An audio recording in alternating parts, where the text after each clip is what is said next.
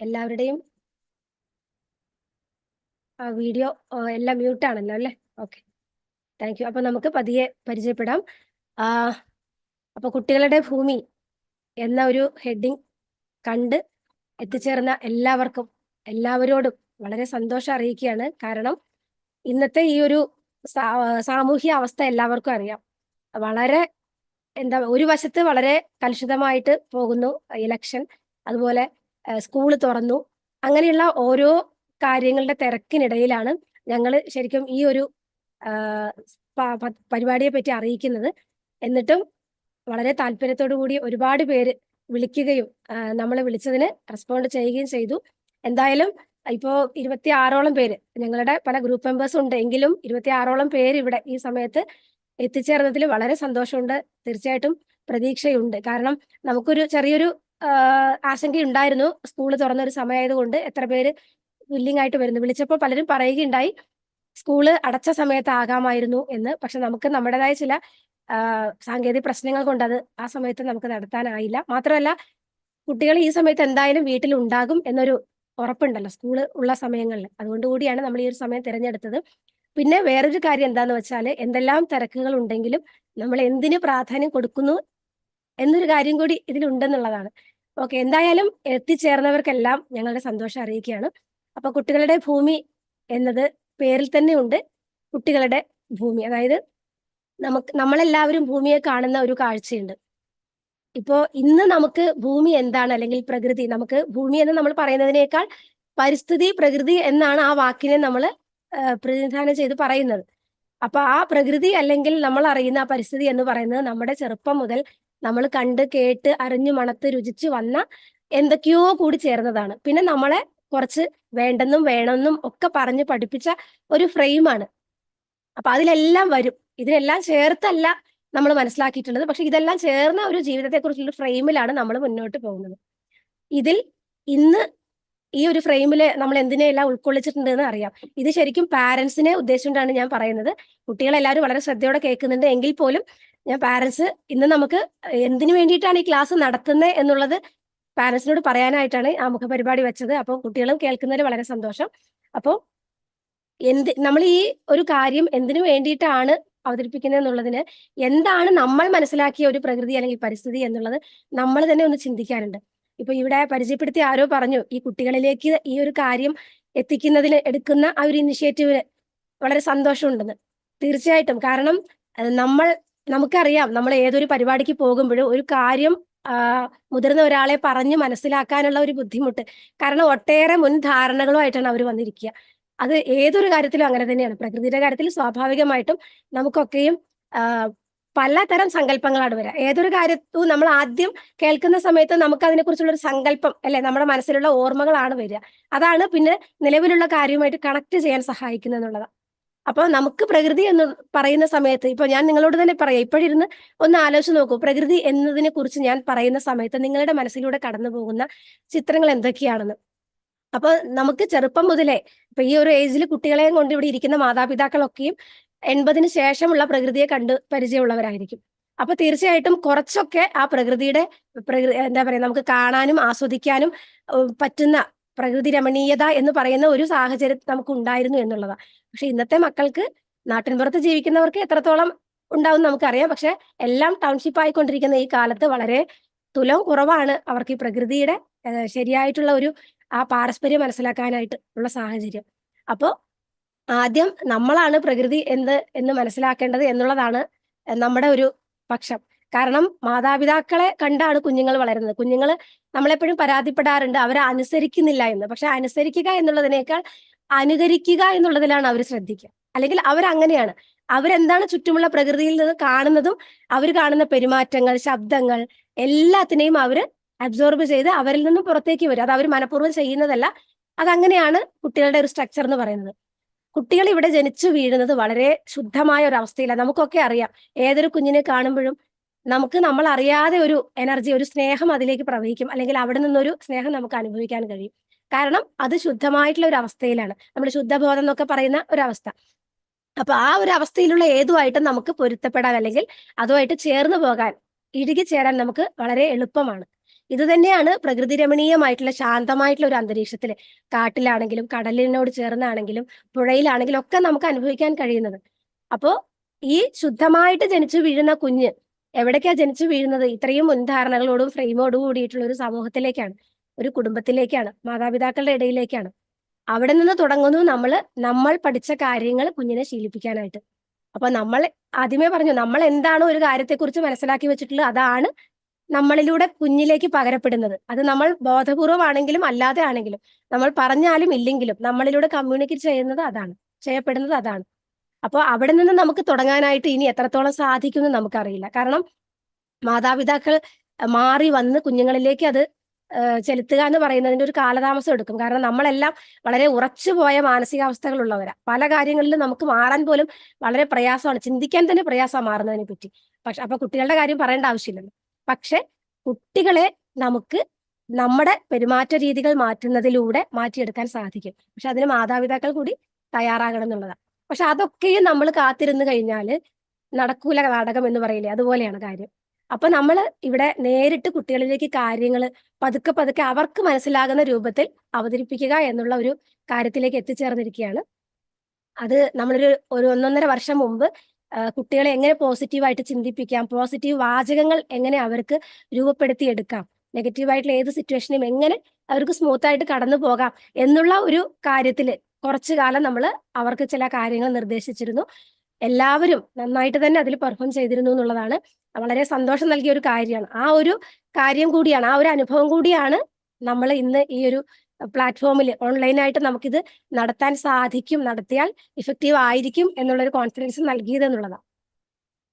ഇന്നത്തെ കുട്ടികളുടെ ഒരു രീതി നമുക്ക് എല്ലാവർക്കും അറിയാം. ഞാൻ വിളിച്ചപ്പോൾ തന്നെ പലരും പറഞ്ഞിരുന്നു അനുസരിക്കുന്നില്ല, അവൻ ഇരിക്കുമോ എന്ന് അറിയില്ല, ഞങ്ങൾക്ക് താല്പര്യമുണ്ട്, കുട്ടികൾ ഇരിക്കുമോ എന്ന് അറിയില്ല എന്നൊക്കെ. സത്യമാണ്, കുട്ടികൾ ഇരിക്കില്ല ഒരിടത്ത്. അതാണ് കുട്ടികളുടെ പ്രകൃതം. അതുകൊണ്ടാണ് നമ്മൾ അവരെ കുട്ടികൾ എന്ന് വിളിക്കുന്നത്. നമ്മളെപ്പോലെ ഇങ്ങനെ ഒരിടത്ത് ചടഞ്ഞുകൂടി ഇരിക്കാൻ ഒരിക്കലും അവർക്ക് സാധിക്കില്ല. ഇങ്ങനെയൊക്കെ നമ്മൾ ഇരുന്ന് ശീലിച്ചത്, ഒരുപാട് കാലം സ്കൂളിലൊക്കെ ഇരുന്ന് ശീലിച്ചത് കൊണ്ട് കൂടിയാണ്. അത് നമ്മൾ മറക്കരുതെന്നുള്ളതാ സൂചിപ്പിച്ചു എന്ന് മാത്രം. അപ്പൊ കുട്ടികൾ ഇങ്ങനെ നമ്മളിന്ന് മാത്രമല്ല, കൂട്ടത്തിൽ പറയട്ടെ, നമ്മളിന്ന് കുടുംബങ്ങളൊക്കെ വളരെ ചുരുങ്ങി അമ്മയും അച്ഛനും മാത്രമായിട്ടുള്ള കുടുംബങ്ങളായിട്ട് മാറി വരികയാണ്. ഫ്ലാറ്റിലൊക്കെയാണ് പലരും താമസിക്കുന്നത്. അപ്പൊ ഇവിടെയുള്ള കുട്ടികളിൽ എത്ര പേര് എങ്ങനെയാണെന്ന് എനിക്കറിയില്ല. എങ്കിൽ പോലും നമ്മൾക്കിന്ന് പ്രകൃതി എന്ന് നമ്മൾ കരുതുന്ന ആ ഒരു ഇടം എന്ന് പറയുന്നതിന്റെ ശരിയായിട്ടുള്ള, അതിന്റെ ഒറിജിനൽ ആയിട്ടുള്ള ഫോം നമുക്ക് അനുഭവിക്കാനായിട്ടുള്ള സാധ്യത, അവസരം വളരെ കുറവാണെന്നുള്ളത്. നമുക്കൊരു ദിവസം ഓഫ് ഡേയ്സിൽ നമ്മളൊരു കുട്ടികളെയും കൊണ്ടൊരു യാത്രയ്ക്ക് പോകേണ്ടിയിരിക്കുന്നു, നമുക്ക് ഒരു നല്ല ഭൂപ്രകൃതി ആസ്വദിക്കാനായിട്ട്. എന്ന് വെച്ചാൽ നമ്മൾ ഇരിക്കുന്ന വീടും പ്രകൃതിയും അതിന്റെ ചുറ്റുപാടും ഒന്നും നമ്മൾ പ്രകൃതിയായിട്ട് കണക്കാക്കുന്നില്ല എന്നുള്ളതാണ് അതിന്റെ ഒരു കാര്യം. സത്യത്തിൽ നമ്മൾ നമ്മുടെ വീട് ഏത് തരത്തിലാണോ മെയിൻറ്റെയിൻ ചെയ്യുന്നത് അതിനനുസരിച്ച് കൂടിയാണ് അവിടെ ശാന്തത നിലനിൽക്കുന്നത് നമുക്കൊക്കെ അറിയാം. അപ്പൊ കുട്ടികൾക്ക് ഇതാണ് നമ്മുടെ പ്രകൃതി എന്ന് പറഞ്ഞു കൊടുക്കാനായിട്ട് നമുക്ക് അവിടെ എന്തെങ്കിലുമൊക്കെ വേണം. ഇപ്പോ കുറച്ച് വർഷങ്ങളായിട്ട് നമ്മുടെ സ്കൂളുകളിലൂടെ അത് പഠിപ്പിക്കുന്നുണ്ട്. അതായത് നമ്മുടെ വീട്ടിൽ നമുക്ക് ഒരു വൃക്ഷത്തൈ നടാം, അല്ലെങ്കിൽ നമ്മൾക്ക് കഴിക്കാൻ പറ്റുന്ന പച്ചക്കറികൾ നടാം. ഇങ്ങനെയുള്ള കാര്യങ്ങളിലൂടെയൊക്കെ കുട്ടികളെ മണ്ണിനോട് അടുപ്പിക്കുന്ന പ്രവൃത്തികളിലേക്ക് കടന്നു വരുന്നുണ്ട്. ഇവിടെ ഞാൻ ഇത് സൂചിപ്പിക്കാൻ ഒരു കാരണം, ഈ പ്രകൃതിയോട് ചേർന്ന് പോവുക, പ്രകൃതിയോട് അടുക്കുക എന്നൊക്കെ നമ്മൾ പറയുന്ന സമയത്ത്, നമുക്ക് ഭൂമി എന്ന് പറയുന്ന സമയത്തൊക്കെ നമുക്ക് മനസ്സിൽ വരുന്ന ഒരു കാര്യം മണ്ണ് എന്നുള്ളതാണ്. സത്യത്തിൽ മണ്ണ് എന്നുള്ളത് ഭൂമിയുടെ നമ്മുടെ ഒരു പ്ലാറ്റ്ഫോം, നമുക്ക് നിലനിൽക്കാനുള്ള ഒരു പ്ലാറ്റ്ഫോം മാത്രമാണ്, ഒരു നിലപാട് തറ മാത്രമാണ്. അതിലുള്ള വെള്ളം, വായു, അതുപോലെ അഗ്നി, ആകാശം, ഇതെല്ലാം കൂടി ചേർന്നതാണ് ഭൂമി എന്നാണ് നമ്മൾ കുട്ടികളെ പഠിപ്പിക്കുന്നത്. ഇത് ഞാൻ പ്രത്യേകം എടുത്തു പറയാനൊരു കാരണം, നമ്മുടെ മുതിർന്നവർക്കുള്ള ഒരു പരിപാടിയിൽ ഭൂമിയെക്കുറിച്ച് പറഞ്ഞപ്പോൾ നിങ്ങൾ പഞ്ചഭൂതങ്ങളിൽ ഭൂമിയെ മാത്രമേ പറയുന്നുള്ളൂ എന്ന് പറഞ്ഞു. പക്ഷെ നമ്മളിവിടെ വിശദീകരിക്കുന്ന ഭൂമിയിൽ ഈ പഞ്ചഭൂതങ്ങളും അത് ഏറ്റവും എളുപ്പത്തിൽ മനസ്സിലാകാൻ വേണ്ടി പറഞ്ഞതാണ്. ഇതെല്ലാം ചേർന്ന ആ ഒരു സംവിധാനത്തെയാണ് പറയുന്നത്. അതല്ലാതെ നമുക്ക് മാത്രം ഉപയോഗിക്കാനായിട്ട് നൽകിയ ഒരു വെറും സ്ഥലമായിട്ട്, അതായത് ഒരു മൃതവസ്തു അല്ലെങ്കിൽ നമുക്ക് ഉപയോഗിക്കാനുള്ള ഒരു വെറും ഉപകരണമായിട്ടല്ല നമ്മൾ ഭൂമിയെ കാണേണ്ടത് എന്നുള്ളതാണ്. ഇത് ഞാൻ മുതിർന്നവരോടാണ് ഈ പറയുന്നത്. കാരണം കുട്ടികൾ സത്യത്തിൽ നമ്മൾ ഈ കാണുന്നത് പോലെ ഒന്നുമല്ല കാണുന്നത്. അവരതിന്റെ ശരിക്കും പറഞ്ഞ പ്യുവർ ആയിട്ടുള്ള സ്റ്റേറ്റിലൂടെയാണ് കാണുന്നതും അറിയുന്നതും. പക്ഷെ അവരത് വ്യാഖ്യാനിച്ചു വരുമ്പോൾ, അല്ലെങ്കിൽ നമ്മുടെ വ്യാഖ്യാനം കേൾക്കുമ്പോൾ അവർക്കത് മറ്റൊന്നായിട്ട് അവരുടെ ചിത്രത്തിൽ വരുന്നു എന്നുള്ളതാണ്. ഇപ്പൊ ഏറ്റവും കൂടുതൽ കടലും കായലും പ്രകൃതിയുടെ മലകളും മലനിരകളും ഒക്കെ ഏറ്റവും കൂടുതൽ കുഞ്ഞുങ്ങൾ കാണുന്നത് നേരിട്ടല്ല, അവർ സിനിമകളിലൂടെയും അവർ കളിക്കുന്ന ഗെയിമിലൂടെയും അവർ കാണുന്ന മറ്റ് ഷോസിലൂടെയൊക്കെയാണ് കാണുന്നത്. അതല്ലെങ്കിൽ നമുക്ക് നമ്മൾ ഈ പറഞ്ഞതുപോലെ നേരത്തെ ഒഴിവു ദിനത്തിൽ നമ്മൾ കൊണ്ടുപോകുന്ന എങ്ങോ ദൂരെയുള്ള ഒരു സ്ഥലത്ത്, അടുത്തിരിക്കുന്നവർക്ക് അതൊരു അനുഗ്രഹമാണ്, ഇതിന്റെ എല്ലാം അടുത്ത് താമസിക്കുന്നവർക്ക് വളരെ വലിയ അനുഗ്രഹമാണ്. അതുകൊണ്ട് തന്നെ നമ്മൾ ഈ കാണുന്ന ഒരു പ്രകൃതിയെ മാത്രം ആണ് പ്രകൃതി എന്ന് പറഞ്ഞ് പഠിപ്പിക്കുന്നത്. അതല്ലാതെ ഇതിനകത്ത് ഇപ്പൊ നമ്മളൊരു സിനിമ കാണുകയാണ്, സിനിമ കാണുന്ന സമയത്ത് നമ്മൾ കാണുന്നത് കുറെ അഭിനേതാക്കൾ, ഓരോ പേരും വേഷങ്ങളൊക്കെയുള്ള അഭിനേതാക്കൾ അഭിനയിച്ച് അവരുടെ റോള് കൃത്യമായിട്ട് നമ്മളെ കുറെ കരയിക്കുന്നു, ചിരിപ്പിക്കുന്നു, തല്ലുകൊടുക്കുന്നു, അങ്ങനെയൊക്കെ ചെയ്യുന്ന കുറെ കാര്യങ്ങൾ നമ്മളിങ്ങനെ കാണുന്നു. ഈ ഒരു 2-2.5 മണിക്കൂർ നമ്മൾ വളരെ ആസ്വദിച്ച് പൈസ കൊടുത്ത് ആസ്വദിച്ച് നമ്മൾ പുറത്തേക്ക് വരും. പക്ഷേ ഈ ഒരു തിരശീലയ്ക്ക് മുമ്പിൽ ഇത്രയും കാര്യങ്ങൾ അണിയിച്ചൊരുക്കാൻ അതിന്റെ പുറകിൽ പ്രവർത്തിച്ച ഒരുപാട് പ്രയത്നങ്ങൾ, ഒരുപാട് വ്യക്തികൾ, പ്രകൃതി ശക്തികളൊക്കെ ഉണ്ടല്ലേ. അതൊക്കെ നമുക്കറിയാം. സംവിധായകൻ, പ്രൊഡ്യൂസർ, അങ്ങനെയുള്ള കുറേ പേര്, ഒരുപാട് നമുക്കറിയാത്ത ആളുകളൊക്കെ ഉണ്ട്. അപ്പോ ഏതൊരു കാര്യവും നമ്മൾ കാണുന്ന കാഴ്ചയിലുള്ളതല്ല സത്യത്തിൽ, അല്ലെങ്കിൽ അതല്ല എന്നല്ല, അത് മാത്രമല്ല കാര്യം എന്നുള്ളതാണ്. അതിന്റെ പുറകിൽ അത് അണിയിച്ചൊരുക്കാനായിട്ട് ഒരുപാട് പ്രവർത്തനങ്ങൾ നടക്കുന്നുണ്ട്. ഇതുപോലെ നമ്മൾ കാണുന്ന പ്രകൃതി എന്ന് കാണുന്ന ഒരുപാട് കാര്യങ്ങൾ നമ്മളത് കാവ്യാത്മകമായിട്ട് അല്ലെങ്കിൽ വളരെ മനോഹരമായിട്ടൊക്കെ വിശേഷിപ്പിക്കുന്ന രീതികളാണ് പച്ചപ്പ് നിറഞ്ഞ ഭൂതലം അല്ലെങ്കിൽ പരിസ്ഥിതി എന്നൊക്കെ ഉള്ളത്. അപ്പോ അതിനപ്പുറം ഇതെല്ലാം ഇങ്ങനെ നിലനിൽക്കുന്നതിന് കാരണമായിട്ടുള്ള പ്രവർത്തനങ്ങളുണ്ട്. സത്യത്തിൽ കുഞ്ഞുങ്ങളെ അതാണ് നമ്മൾ കാണിച്ചു കൊടുക്കേണ്ടതും പഠിപ്പിക്കേണ്ടതും, അല്ലെങ്കിൽ അത് സെൻസ് ചെയ്യാനാണ് അവരെ നമ്മൾ കേപ്പബിൾ ആക്കേണ്ടതെന്നുള്ളത്. അതെങ്ങനെ സാധിക്കും എന്നുള്ളതാണ് ഇപ്പോഴത്തെ നമ്മുടെ ഒരു, അതായത് ഇന്ന് നമ്മൾ അഭിമുഖീകരിക്കുന്ന വലിയൊരു വിഷയം. കാരണം ഇന്ന് കുഞ്ഞുങ്ങളെ, ഞാൻ നേരത്തെ പറഞ്ഞു, നമ്മളൊക്കെ ഒറ്റപ്പെട്ട്, അതായത് മാതാപിതാക്കൾ ജോലിക്ക് പോകുന്നു, മിക്കവാറും വീടുകൾ അങ്ങനെയാണ്. കുട്ടികൾ തനിച്ച് വീടുകളിൽ അവർക്ക് പറ്റുന്ന രീതിയിലുള്ള കളിപ്പാട്ടങ്ങളോ അല്ലെങ്കിൽ മൊബൈലോ അല്ലെങ്കിൽ മറ്റെന്തെങ്കിലും അവർക്ക് കമ്മ്യൂണിക്കേറ്റ് ചെയ്യാൻ പറ്റുന്ന ഏതെങ്കിലും ഒരു കാര്യമായിട്ട് അവരെ എൻഗേജ് ചെയ്തുകൊണ്ടിരിക്കും. അപ്പൊ ഇന്ന് അതിന് ഏറ്റവും കൂടുതൽ കയ്യിൽ കിട്ടുന്ന സാധനം മൊബൈലാണ്. അപ്പൊ അവര് കാണുന്നതും മാതാപിതാക്കളും മറ്റെല്ലാ സമൂഹത്തിലെ എല്ലാവരും സദാസമയം മൊബൈലുമായി ബന്ധപ്പെട്ടുള്ള ഒരു ജീവിതം മുന്നോട്ട് കൊണ്ടുപോകുന്നതാണ് തീർച്ചയായിട്ടും. അപ്പൊ ഇതിന്റെ നടുവിലേക്ക് ജനിച്ചു വീഴുന്ന കുഞ്ഞുങ്ങളും അത് സ്വാഭാവികമായിട്ട് പഠിക്കും എന്നുള്ളതാണ്. അപ്പൊ ഈ മൊബൈൽ ഉപയോഗം അവരെ വളരെ അധികം അവരുടെ നിൽക്കുന്ന ചുറ്റുപാടിൽ നിന്നും മാറ്റി നിർത്തുന്നു എന്നുള്ളതാണ്. ഇതൊക്കെ നമുക്ക് അറിയാവുന്ന കാര്യമാണ്, എങ്കിലും കുട്ടികൾ കേൾക്കുന്നു എന്നുള്ളത് കൊണ്ട് ഞാൻ സൂചിപ്പിക്കുന്നതാണ്. അതായത് നമ്മളിപ്പോ ഭക്ഷണം കഴിച്ചുകൊണ്ടിരിക്കുകയാണ്. ആ ഭക്ഷണം കഴിക്കുന്നതിന്റെ ഗുണം നമുക്ക് കിട്ടണമെങ്കിൽ എന്താണ് നമ്മൾ കഴിക്കുന്നത് എന്നതിൽ പൂർണ്ണമായിട്ടും നമ്മൾ ശ്രദ്ധിക്കണം. കുടിക്കുന്ന വെള്ളത്തിൽ നമ്മൾ ശ്രദ്ധിക്കണം. അതിന് പിന്നിൽ പ്രവർത്തിച്ച എത്ര പേരുണ്ടാകും, എത്ര ശക്തികൾ ഉണ്ടാകും അല്ലെ. എവിടെയോ കൃഷി ചെയ്ത് ഉള്ള സാധനങ്ങളാണ് നമുക്ക് മുമ്പിലേക്ക് എത്തുന്നത്. അപ്പൊ ഇതൊന്നും അറിയാതെ വെറുതെ ടിവിയും കണ്ട് കടല വായിലിട്ട് അല്ലെങ്കിൽ ചോറ് ഇങ്ങനെ പോകുന്നത് അറിയാതെ കഴിക്കുന്ന ഒരു സാഹചര്യമാണ് ഇന്ന് കുട്ടികൾക്ക് നമ്മൾ കൊടുക്കുന്നത് എന്നുള്ളതാണ്. അപ്പൊ നമുക്ക് പറയാം, ഇതല്ലാതെ വേറെ എന്താണ് നിവൃത്തി, നമുക്ക് ഇന്നത്തെ സാഹചര്യം അങ്ങനെയല്ലേ എന്നുള്ളതാ. പക്ഷെ ഇത് ഞാൻ മൊബൈൽ എന്നുള്ളത് ഒരു ഉദാഹരണമായിട്ട് പറഞ്ഞാണ്. മൂവി, ഗെയിംസ് ഒക്കെ ഇതിൽ പെടുന്നതാണ്. അപ്പോ പണ്ട് നമ്മൾ അല്പസമയം കിട്ടിയിരുന്നെങ്കിൽ കളിക്കാനൊക്കെ ആയിട്ടാണ് ഉപയോഗിച്ചിരുന്നത്. അപ്പൊ നമ്മളെ കളിയായിരുന്നു നമ്മുടെ മാതാപിതാക്കൾ നമ്മളിൽ കണ്ട ഒരു പ്രശ്നം. എങ്കിൽ പോലും നമുക്ക് അതിനുള്ള സാഹചര്യം ഏതാണ്ടൊക്കെ കിട്ടിയിട്ടുണ്ട്.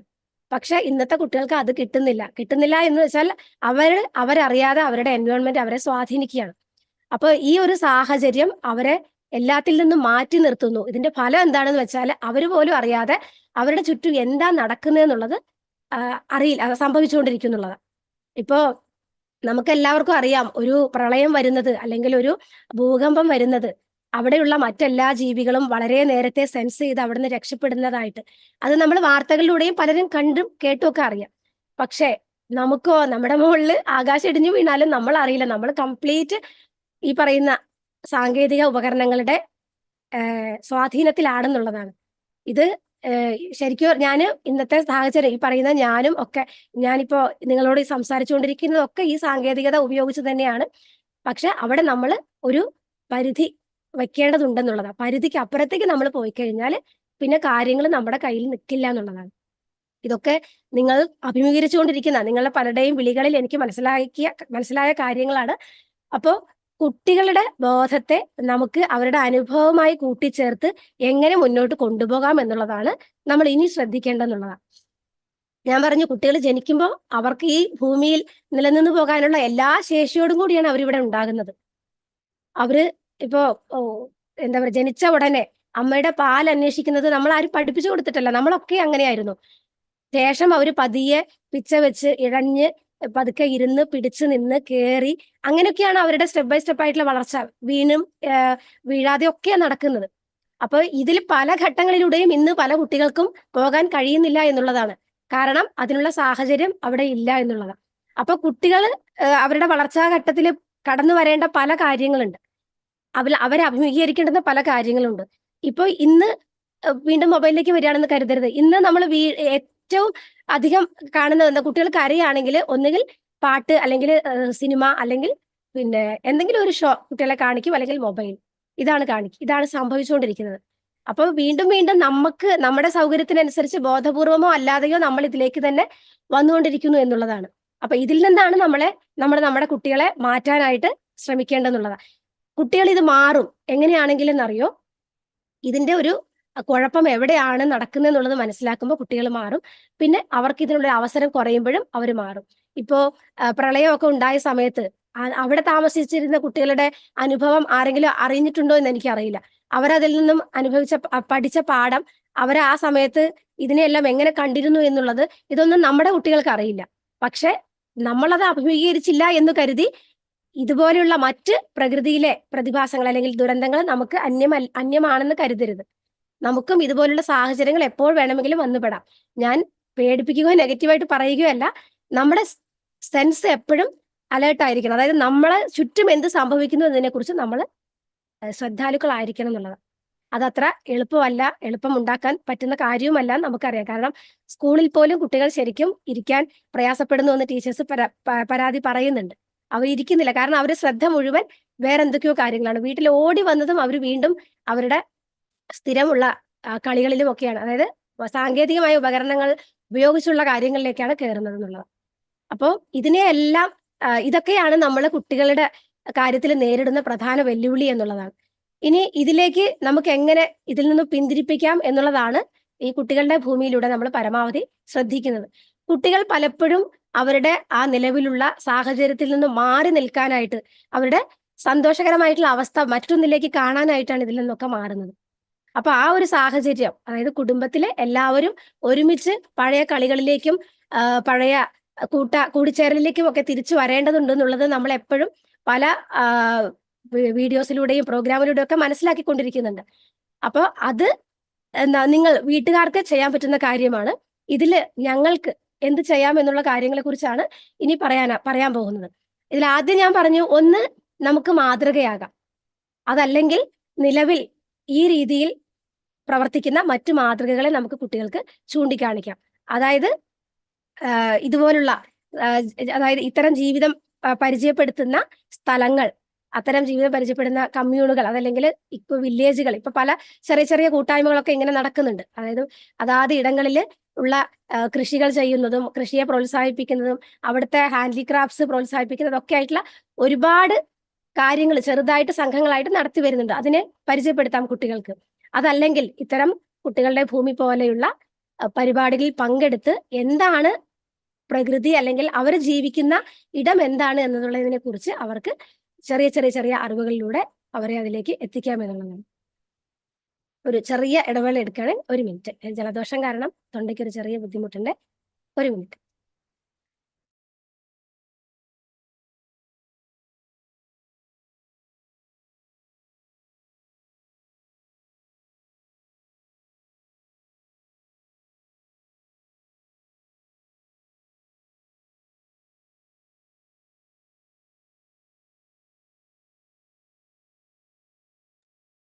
Thank you. അപ്പോ കുട്ടികളുടെ ഭൂമിയുടെ പ്രധാന ഉദ്ദേശം എന്ന് പറയുന്നത് ചുറ്റുപാടിനോട് അവർക്ക് ആദരവും ബഹുമാനവും ഉണ്ടാക്കുക എന്നുള്ളതാണ്. ഞാൻ നേരത്തെ പറഞ്ഞു, നമ്മുടെ കാഴ്ചപ്പാട് തന്നെ ഭൂമി നമുക്ക് ഉപയോഗിക്കാനുള്ള ഒരു ഇടമായിട്ട്, അല്ലെങ്കിൽ എന്തും ഇവിടെ നമുക്ക് കാണിക്കാനുള്ള ഒരു സ്പേസ് ആയിട്ടാണ് നമ്മൾ കാണുന്നത്.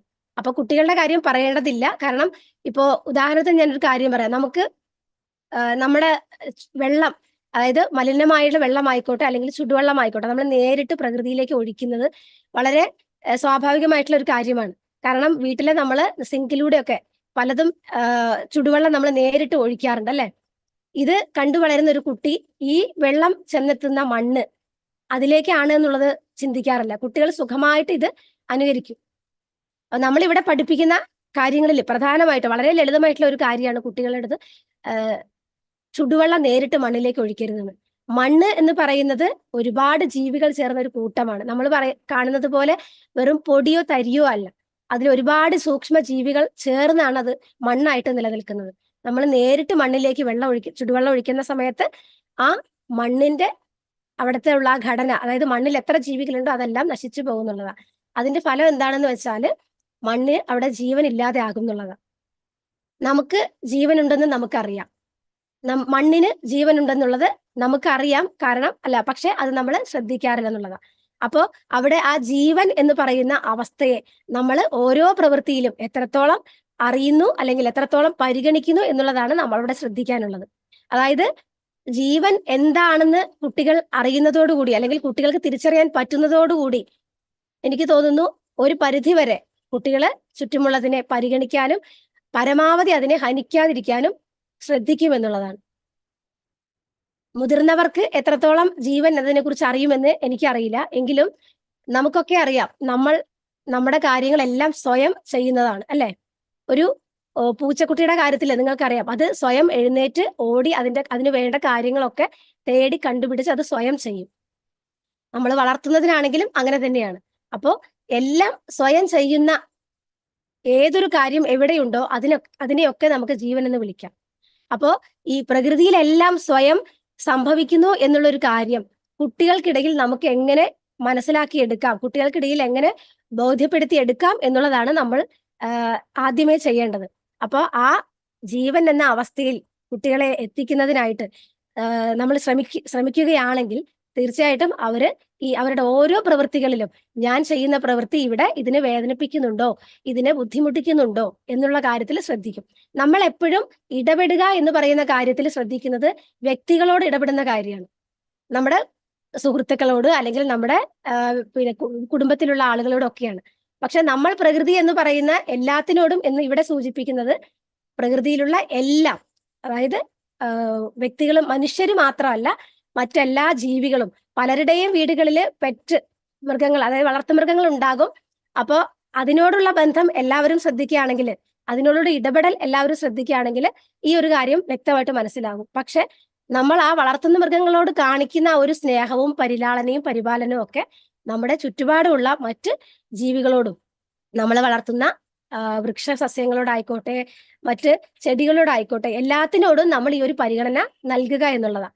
അപ്പൊ നമ്മളിവിടെ കുട്ടികളുടെ ഭൂമിയിൽ പ്രധാനമായിട്ട് ശ്രദ്ധിക്കുന്നത് ഈ ജീവനുള്ള അവസ്ഥയെ പരിപാലിക്കാനായിട്ട് കുട്ടികളെ ശീലിപ്പിക്കുക എന്നുള്ളതാണ്.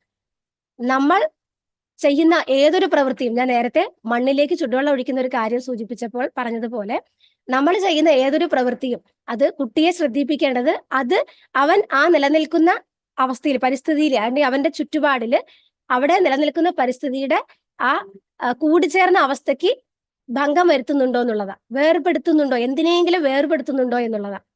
നമ്മളിപ്പോ മനുഷ്യരുടെ ഇടപെടലിൽ നമുക്കത് മനസ്സിലാകും. നമ്മുടെ ശരിയായിട്ടുള്ള ഇടപെടൽ അല്ലെങ്കിൽ നമ്മൾ മറ്റുള്ളവരോട് ശരിയായിട്ടല്ല ഇടപെടുന്നതെങ്കിൽ അവിടെ കുട്ടികൾ തമ്മിൽ പിണക്കവും വഴക്കും ഒക്കെ ഉണ്ടാവും. പക്ഷെ ഇതേ കാര്യം നമ്മളും ഒരു മരവും, നമ്മുടെ വീട്ടിലുള്ള ഒരു മരവും, നമ്മളും നമ്മുടെ വീട്ടിലുള്ള വെള്ളവും, നമ്മളും നമ്മുടെ വീട്ടിലുള്ള മണ്ണുമായിട്ട് നമ്മൾ നിലനിർത്തുന്നുണ്ടോ, കുട്ടികൾക്ക് ഈ ഒരു കമ്മ്യൂണിക്കേഷൻ നിലനിർത്താൻ കഴിയുന്നുണ്ടോ എന്നുള്ള ഒരു കാര്യം ശ്രദ്ധിക്കേണ്ടതുണ്ട്. അപ്പൊ ഈ രീതിയിലാണ് നമ്മൾ ഉപയോഗിക്കുന്ന നമ്മൾ ഉപയോഗിക്കുന്ന ഉപകരണങ്ങൾ വരെ, അതായത് ഇപ്പൊ നമ്മൾ പറയുന്നില്ല ജീവനില്ല എന്ന് പറഞ്ഞ് തള്ളുന്ന പല ഉപകരണങ്ങളും അല്ലെങ്കിൽ എല്ലാ ഉപകരണങ്ങളും നമ്മളുമായിട്ട് ബന്ധപ്പെട്ട് പ്രവർത്തിക്കുന്നു എന്നുള്ളത് എത്ര പേർക്ക് അറിയുമെന്നറിയില്ല. അപ്പൊ ഈ ഒരു കാര്യം കൂടി നമ്മൾ കുട്ടികളെ പരിശീലിപ്പിക്കുന്നു എന്നുള്ളതാണ്. അതായത് നമുക്ക് വരുന്ന നമ്മുടെ മാനസികമായ വികാരപരമായിട്ടുള്ള മാറ്റങ്ങൾക്കനുസരിച്ച് നമ്മുടെ ഉപകരണങ്ങളിൽ കുട്ടികൾ ഉപയോഗിക്കുന്ന അവരുടെ പഠന ഉപകരണങ്ങളായിക്കോട്ടെ, അവരുപയോഗിക്കുന്ന എന്ത് ഉപകരണങ്ങളും ആയിക്കോട്ടെ, അത് ബന്ധപ്പെട്ട് കിടക്കുന്നു എന്നുള്ളത് ആർക്കും അത്രയേറെ അറിയാൻ സാധ്യതയില്ലാത്ത ഒരു കാര്യം. അപ്പൊ നമ്മള് അല്ലെങ്കിൽ കുട്ടികൾ ഇടപെടുന്ന ഏതൊരു കാര്യവുമായിട്ടും അവർ എത്രത്തോളം ആത്മാർത്ഥമായിട്ട് എത്രത്തോളം അവരുടെ ഹൃദയത്തിൽ നിന്നും അവർ അതിനോട് അടുത്ത് പെരുമാറുന്നു എന്നുള്ളതാണ് നമ്മളിവിടെ പരിശീലിപ്പിക്കുന്നത്. അങ്ങനെ ആകണമെന്നുണ്ടെങ്കിൽ കുട്ടികൾ അവർ ഇടപെടുന്ന പ്രകൃതിയിൽ അതിനോട് ബഹുമാനത്തോടു കൂടി ഇടപെടാനായിട്ട് പരിശീലിക്കണം എന്നുള്ളതാണ്. അപ്പൊ ഇത്തരം കാര്യങ്ങളാണ് നമ്മൾ കുട്ടികളുടെ ഭൂമിയിൽ ഉൾക്കൊള്ളിക്കുന്നത്. ഇത് ഞാൻ മാതാപിതാക്കൾക്ക് മനസ്സിലാകാൻ വേണ്ടിയിട്ട് ആ ഒരു ഇതിലാണ്, ആ രീതിയിലാണ് പറഞ്ഞത്. അപ്പോ ഈ ഒരു മാറ്റത്തിലൂടെ കുട്ടികൾ പ്രകൃതിയെ എങ്ങനെ കാണണം, അതിനോട് എങ്ങനെ ഇടപെടണം എന്നുള്ളത്, അതായത് ഇപ്പോ ഞാൻ മുൻപ് നടത്തിയിരുന്ന കുട്ടികളുടെ ഭൂമിയിലെ പരിപാടികളിൽ പറഞ്ഞിരുന്നു, അവരുപയോഗിക്കുന്ന ഏതൊരു കാര്യത്തോടും നന്ദി പറയുക എന്നുള്ളത്. കാരണം നമ്മളിപ്പം അലസമായിട്ട് എത്രയോ വെള്ളം കളയാറുണ്ട്, അലസമായിട്ട് എല്ലാം ഉപയോഗിച്ച് ഭക്ഷണ സാധനങ്ങൾ വലിച്ചെറിയാറുണ്ട്. നമ്മൾ ഉപയോഗിക്കുന്ന സാധനങ്ങൾ തന്നെ നമ്മുടെ പ്രയോജനത്തിനപ്പുറം നമ്മൾ അശ്രദ്ധമായിട്ട് കളയാറുണ്ട്. പക്ഷെ ഇത് ഓരോന്നിനും ഇവിടെ അതിൻ്റെതായിട്ടുള്ള വളരെ വലിയ പ്രാധാന്യമുണ്ട്. ഇത് ഓരോന്നിനും പുറകിൽ നേരത്തെ പറഞ്ഞതുപോലെ വളരെ വലിയ പ്രയത്നങ്ങൾ, വളരെ വലിയ പ്രവർത്തനങ്ങൾ നടക്കുന്നുണ്ട്. അപ്പോ ഇതിനെല്ലാം കാരണമായിട്ടുള്ള ആ പ്രവർത്തനത്തിന്റെ ഔട്ട്പുട്ടാണ് നമ്മൾ ഉപയോഗിക്കുന്ന ഓരോ സാധനവും. അത് മനുഷ്യൻ നിർമ്മിച്ചതാണെങ്കിലും പ്രകൃതിയിൽ നിന്നും നേരിട്ട് കിട്ടുന്നതാണെങ്കിലും. അപ്പോൾ ഈ വ്യത്യാസമായിട്ട് കണക്കാക്കാതെ എല്ലാത്തിനോടും നമ്മൾ എല്ലാത്തിനെയും ഒരുപോലെ കണ്ട് അതിനെ ആദരിച്ച് മുന്നോട്ട് പോകേണ്ടെന്നുള്ളതാണ്. അപ്പൊ ഈ ഒരു കാര്യം ആണ് പ്രധാനമായിട്ടും നമ്മൾ കുട്ടികളുടെ ഭൂമിയിൽ കുട്ടികളെ ബോധ്യപ്പെടുത്താനായിട്ട് നമ്മൾ ശ്രമിക്കുന്നത്. അപ്പൊ എല്ലാത്തിനോടും കൃതജ്ഞതയോടെ, നന്ദിയോടെ നമുക്ക് ആയിരിക്കാൻ സാധിക്കുന്ന അവസ്ഥയിലേക്ക് കുട്ടികളെ എത്തിക്കുക എന്നുള്ളതാണ് നമ്മൾ പറയുന്നത്. അതുപോലെ നമ്മൾ നേരിടുന്ന കുട്ടികളിപ്പോ പരിസ്ഥിതി പ്രകൃതി എന്ന് പറയുന്ന സമയത്ത് അവർ നേരിടുന്ന ഏത് പ്രശ്നത്തിനും പരിഹാരമായിട്ട് പ്രകൃതിയിൽ നിന്നും കിട്ടും, അവർക്കൊരു സൊല്യൂഷൻ കിട്ടും എന്നുള്ളൊരു ബോധം കുട്ടികൾക്ക് നൽകണം. അപ്പൊ നമ്മള് വീട്ടിലിരുന്ന് നമുക്ക് ബോറടിക്കുന്ന സമയത്ത് നമ്മളൊരു ഔട്ടിങ്ങിന് പോകും. അത് നല്ലൊരു പ്രകൃതി രമണീയമായിട്ടുള്ള സ്ഥലമാണെങ്കിൽ ഓക്കെ, പ്രകൃതി രമണീയമായ സ്ഥലത്തേക്കാണെങ്കിൽ നമ്മൾ അവിടെ അനുഭവിക്കുന്ന ശാന്തത, തിരിച്ച് വീട്ടിലെത്തുന്ന സമയത്തുണ്ടാകുന്ന ആ ഒരു സന്തോഷം, ഇതൊക്കെ നമുക്കറിയാം. ഇത് സംഭവിക്കുന്നത് ആ ഒരു ശുദ്ധതയെ നമുക്ക് കുട്ടികളിലേക്കും നമുക്കൊക്കെ അനുഭവിക്കാൻ കഴിയുന്നത് കൊണ്ടാണ്.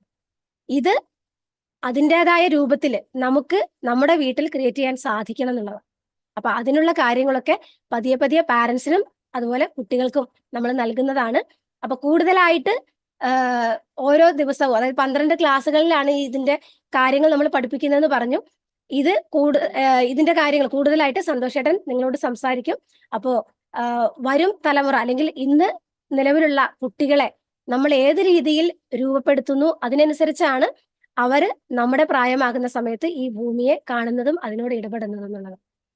അപ്പൊ അത്തരം ഒരു ഇടപെടൽ വളരെ ആദരവോടുകൂടി, അല്ലെങ്കിൽ ഭൂമിയും എന്നെപ്പോലെ ഒരു ജീവനുള്ള ഒരു ശരീരമാണ്, ജീവിയാണ് എന്നുള്ളൊരു ബോധത്തോടു കൂടി ആ കാഴ്ചയോടുകൂടി കാണാനും അതിനോട് ഇടപെടാനും സാധിക്കണം എന്നുള്ളതാണ്. അപ്പോൾ കുട്ടികൾക്ക് ഈ ഒരു കാര്യം അവർക്ക് പറ്റുന്ന രൂപത്തിൽ പല ടാസ്കുകൾ നൽകിയും പല പെരുമാറ്റ രീതികൾ പരിചയിപ്പിച്ചും ഒക്കെയാണ് നമ്മൾ നൽകുന്നത്. അപ്പോൾ ഈ രീതിയിലേക്ക് കുട്ടികളെ പതിയെ കൺവേർട്ട് ചെയ്യാനായിട്ട് എല്ലാ മാതാപിതാക്കളും തയ്യാറാകണമെന്ന് ഒരു അഭ്യർത്ഥനയുണ്ട്. ഇത്രയുമാണ് എനിക്ക് കുട്ടികളുടെ ഭൂമിയിൽ എന്താണ് നമ്മൾ കൺവേ ചെയ്യാൻ ഉദ്ദേശിക്കുന്നത് എന്നുള്ളതിനെ കുറിച്ച് മാതാപിതാക്കളോട് പറയാനുള്ളത്. ഇനി ഇത് ഏതെല്ലാം രീതിയിലാണെന്നുള്ളതാണ് അവതരിപ്പിക്കാൻ പോകുന്നത്. അത് നിങ്ങൾക്ക് നമ്മുടെ സന്തോഷേട്ടൻ അവതരിപ്പിക്കുന്നതാണ്. ഇത്രയും നേരം എന്നെ കേട്ടിരുന്ന എല്ലാവർക്കും നന്ദി, നമസ്കാരം. ഓക്കെ, എല്ലാവർക്കും നമസ്കാരം. എപ്പോഴും പറയുന്ന പോലെ പറയട്ടെ, മുഖമുള്ളവർക്ക് നമസ്കാരം, മുഖമില്ലാത്തവർക്ക് നല്ല നമസ്കാരം. എന്റെ പേര് സന്തോഷ് ഒളിമ്പസ് എന്നാണ്. പാലക്കാട് ജില്ലയിൽ പെത്തമംഗലത്ത് നവഗോത്ര ഗുരുകുലത്തിൽ നിന്നാണ് സംസാരിക്കുന്നത്. 1981, അതായത് ഏതാണ്ട് 43 വർഷം മുമ്പ് ഈ സ്ഥലത്ത് കുറച്ചപ്പുറത്തായിട്ട് ഞങ്ങൾ 5ാം ക്ലാസ്സിൽ പഠിക്കുന്ന കാലത്ത് ഞങ്ങൾ ആരംഭിച്ച കുട്ടികളുടെ ഒരു സയൻസ് ക്ലബ്ബ്, പിന്നീട് അത് പരിസ്ഥിതി ക്ലബ്ബായി മാറി, പിന്നീട് ഒരു പരിസ്ഥിതി സാംസ്കാരിക കേന്ദ്രമായി, പിന്നെ ഒരു പരിസ്ഥിതി അല്ലെങ്കിൽ പ്രകൃതി ആശ്രമമായി, പിന്നെ അതൊരു പ്രകൃതി കമ്മ്യൂണായി, പിന്നെ അതൊരു പ്രകൃതി ഗവേഷണ കേന്ദ്രമായി, ഇപ്പോൾ ഒരു പ്രകൃതി ഗ്രാമമായി മാറിക്കൊണ്ടിരിക്കുന്ന ഒരു സമൂഹമാണിത്. അപ്പൊ അന്നു മുതൽ ഇന്ന് വരെ കുട്ടികളെ നമ്മൾ എല്ലാ കാലത്തും കുട്ടിക്കൂട്ടങ്ങളിലൂടെ അഭിസംബോധന ചെയ്തിട്ടുണ്ട്. ഞാനിപ്പോ സംസാരിക്കുന്നതിലെ കുറെ പ്രേക്ഷകര് നമ്മുടെ കുട്ടിക്കൂട്ടത്തിലെ കുട്ടികളാണ്. അപ്പോ അവർക്ക് ഞാനിങ്ങനെയൊക്കെ സംസാരിക്കുന്ന അവർക്കറിയാം. പക്ഷെ പുതുതായി വന്ന കുട്ടികൾക്ക് അറിയില്ല. നമ്മളിവിടെ മുതിർന്നവരോട് അല്ലെങ്കിൽ രക്ഷിതാക്കളോടാണ് സംസാരിക്കാൻ ഇന്ന് പരിപാടിക്ക് വിളിച്ചത്. പക്ഷെ കുട്ടികളാണ് കൂടുതൽ. ഏതായാലും സന്തോഷം. അപ്പോ കുറെ നമ്മൾ എന്തിനെ കുറിച്ചാണ് പറയാൻ പോകുന്നത് എന്നുള്ള രക്ഷിതാക്കളോട് പറ്റി പറഞ്ഞു.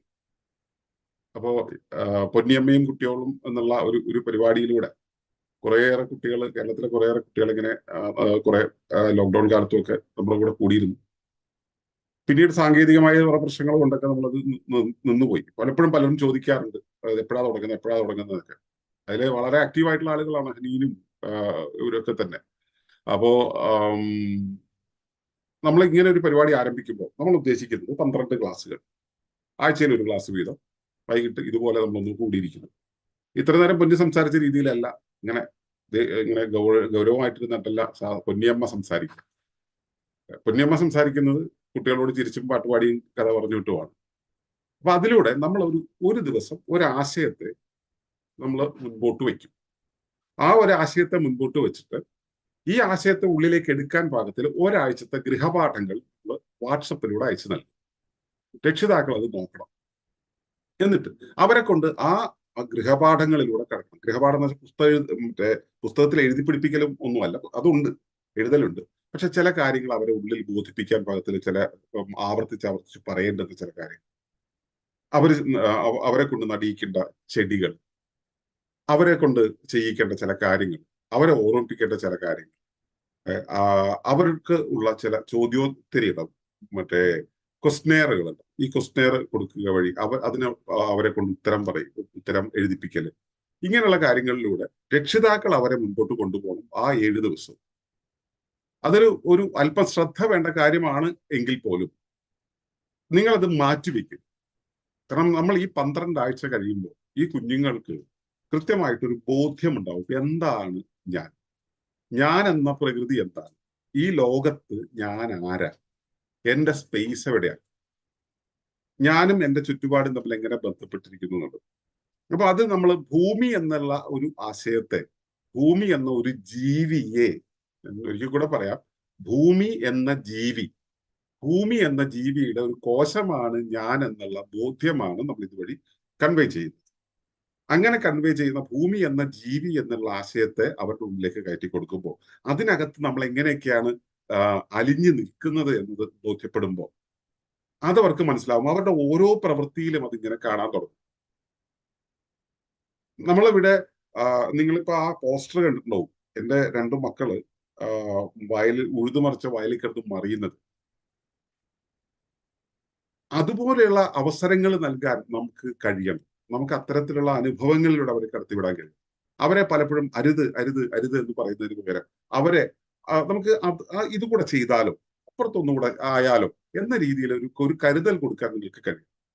അപ്പൊ ആ രീതിയിൽ ഒരു ചെറിയ ശ്രദ്ധ, ഒരു ചെറിയൊരു പിന്താങ്ങൽ കൊടുക്കുകയാണെങ്കിൽ 12 ദിവസങ്ങൾ കൊണ്ട് നമ്മൾ 12 കാര്യങ്ങൾ അവർക്ക് നൽകും. ഈ 12 കാര്യങ്ങളിൽ 1 ഒരു ആശയമായിരിക്കും, 2 അവരെ കൊണ്ടുള്ള ചിന്തിപ്പിക്കലായിരിക്കും, 3 അവരെ കൊണ്ട് പറയിപ്പിക്കലായിരിക്കും, 4 അവർക്കറിഞ്ഞ കാര്യത്തെക്കുറിച്ച് അവർ തന്നെ തിരിച്ചു പറയുന്ന കാര്യങ്ങളായിരിക്കും. എന്നുവെച്ചാൽ ഇപ്പോ നിങ്ങൾ ഭാഗമായിട്ടുള്ള കുട്ടികളുടെ ഭൂമി എന്നുള്ള ഗ്രൂപ്പില് ഡിസ്ക്രിപ്ഷനിൽ പോയാൽ ഇതിനു മുമ്പുള്ള കുട്ടികൾ സംസാരിച്ച വീഡിയോകളൊക്കെ അതിനകത്ത് ലിങ്ക് കൊടുത്തിട്ടുണ്ട്, അതൊന്ന് കണ്ടു നോക്കുക. അപ്പൊ ആ രീതിയിൽ നമുക്ക് പതുക്കെ 12 ആഴ്ച കൊണ്ട് എന്തുണ്ടാക്കാൻ പറ്റുമെന്ന് ചോദിച്ചാൽ വലുതായിട്ടൊന്നും ഉണ്ടാക്കാൻ പറ്റില്ല. പക്ഷെ നമ്മൾ അവരെ പഠിപ്പിക്കാൻ ശ്രമിക്കുന്നതിന് പകരം അവരുമായിട്ട് പങ്കിടാൻ ശ്രമിച്ചാൽ, അവരെ അനുഭവിപ്പിക്കാൻ ശ്രമിച്ചാൽ, അവരെ പ്രവർത്തിപ്പിക്കാൻ നമ്മൾ ഒരവസരം കൊടുത്താൽ അവർക്ക് ഒരുപാട് കാര്യങ്ങൾ ചെയ്യും. അവരുടെ ഉള്ളിൽ കിടക്കുന്ന ഒരു ചെറിയൊരു മൂല്യം, നമ്മൾ വഴി കൂടെ യാത്ര ചെയ്യും, നമ്മുടെ കുഞ്ഞിനെ കുട്ടി വഴി കൂടെ യാത്ര ചെയ്യുന്ന സമയത്ത് നമ്മൾ വീട്ടിൽ വെച്ച്, ഉദാഹരണത്തിന് നമ്മൾ വീട്ടിൽ വെച്ച് വീട്ടിനകത്തേക്ക് പട്ടി വരുന്നുണ്ട്, പട്ടി പോ എന്ന് പറയുന്നു, വീട്ടിനകത്ത് പട്ടി കയറി കഴിഞ്ഞാൽ ഭയങ്കര പ്രശ്നമാണെന്ന് പറയുന്നു. അങ്ങനെ നിൽക്കുന്ന സമയത്ത് നമ്മളൊരു ബസ് സ്റ്റോപ്പിൽ കുഞ്ഞിനെയും കുട്ടി നിൽക്കുമ്പോൾ അവിടെ ബസ് സ്റ്റോപ്പിൽ മറ്റൊരാൾ വന്നു നിൽക്കും, അടുത്തേക്ക് ഒരു തെരുവ് പട്ടി വരും, തെരുവ് പട്ടി പോ എന്ന് പറയുന്നതിന് പകരം മോനെ നീ വല്ലതും കഴിച്ചോ, നിനക്ക് ബിസ്ക്കറ്റ് വേണം എന്ന് ചോദിച്ചിട്ട് അടുത്ത കടയിൽ ഒരു ബിസ്ക്കറ്റ് വാങ്ങിച്ചു കൊടുത്തു കഴിഞ്ഞാൽ ആ പട്ടി കാണിക്കുന്ന സ്നേഹം കണ്ട് ഈ കുഞ്ഞിന്റെ തലയിൽ ആ സാധനം ആണി അടിച്ച് കയറും. മറ്റൊരു പട്ടിയെ കണ്ടു കഴിഞ്ഞാൽ ഞാനും ഒരു ബിസ്ക്കറ്റ് വാങ്ങിച്ചു കൊടുത്താൽ ആ പട്ടി എന്നെയും നോക്കി വാലാട്ടില്ലേ എന്ന് അവൻ ആലോചിക്കും. പട്ടിയോടുള്ള സ്നേഹം അവന് പ്രകടിപ്പിക്കാൻ പറ്റും. അവന്റെ ഉള്ളിൽ പതുക്കെ ആ സ്നേഹം ഉണരും. ഒരു കാഴ്ച, ഒരൊറ്റ കാഴ്ച, 100 ദിവസവും നമ്മൾ കുഞ്ഞിന്റെ മുന്നിൽ വെച്ച് പട്ടിപ്പോ എന്ന് പറയുന്ന സന്ദേശം നൽകിയിട്ട് അവനെ കൊണ്ടൊരു ബസ് സ്റ്റോപ്പിൽ കയറി നിൽക്കുന്ന സമയത്ത് അവിടെ നമ്മൾ നൽകുന്ന നമ്മൾ നമ്മുടെ മുന്നിലൂടെ കടന്നുപോയ ഒരു നന്മയുടെ കാഴ്ച അവന്റെ തലയിൽ ഉണ്ടാക്കുന്ന ആഘാതം എന്ന് പറയുന്നത് വളരെ വലുതായിരിക്കും. അത്തരത്തില് ചെറിയ ചെറിയ ചെറിയ നുറുങ്ങുകൾ ഇട്ടുകൊണ്ട് അവരുടെ തലയിൽ കുറച്ച് കാര്യങ്ങൾ എത്തിക്കാനുള്ള ഒരു ശ്രമമാണ് നമ്മൾ നടത്തുന്നത്. ഇതൊരു തുടർ പ്രക്രിയയാണ്. ഞങ്ങൾ ആഗ്രഹിക്കുന്നത് എന്താണെന്ന് വെച്ച് കഴിഞ്ഞാല് ഭൂമി കുഞ്ഞുങ്ങളെ ഉണ്ടാക്കുക എന്നുള്ളത്. ഭൂമിയിൻ കുഞ്ഞുങ്ങൾ, ഭൂമിയുടെ കുട്ടികൾ.